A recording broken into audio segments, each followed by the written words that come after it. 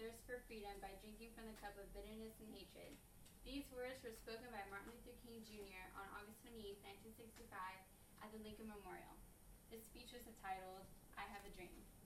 I will discuss the drastic changes and major outcomes of this speech that changed the world to what we know today.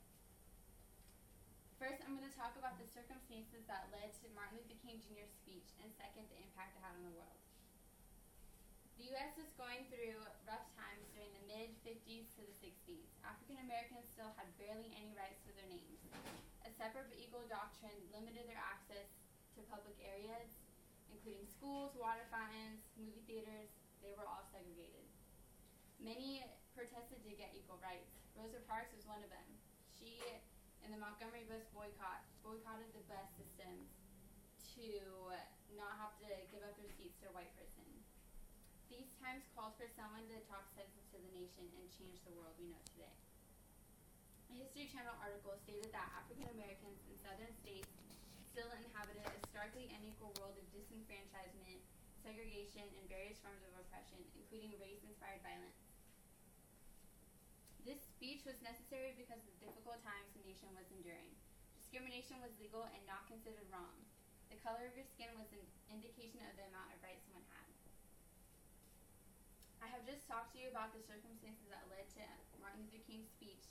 Now I will discuss the impact it had on the world at the time and today. The impact that his speech had on the people that were listening and watching at the time was life-changing. The best line I think that resonated with people was, "I have a dream that my 4 children will one day live in a nation where they will not be judged by the color of their skin, but by the content of their character." This line resonated with people because everyone has children and they didn't want to see their children to go through the same harshness and hatred they were forced to experience. His speech also reached the federal government. Because of his efforts, a year later, the Civil Rights Act of 1964 and the Voting Rights Act of 1965 passed. Through his outstanding efforts and powerful speeches, we have gained the freedoms that we know and cherish today. As we all know, our President of the United States is of African American descent. That in itself was a drastic change. Also, we have the channel BET, Black History Month, singers and rappers including Jay-Z, Tupac, and Beyonce. Also a national holiday for the man that changed it all, Martin Luther King Jr.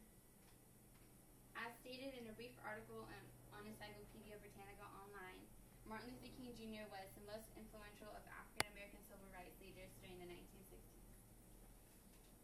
Today, I have told you about the circumstances that I mentioned, such as the separate but equal doctrine, which led to the reasons behind his speech, and the March on Washington, which is where the speech was held. Secondly, we discussed the impact and actions that MLK's speech had at the time, and that his speech continues to influence the world today and the changes we see around us. I believe that my classmates should take the time to read this speech and should not forget the efforts and challenges our grandparents, parents, and leaders who fought for us to give us the rights that we have now. I'm sure many of us have read parts of the speech in our history classes in college, but I recommend taking the time to actually listen to him speak his own words. The passion and hope that he portrayed was incredible and everyone should hear. Yay!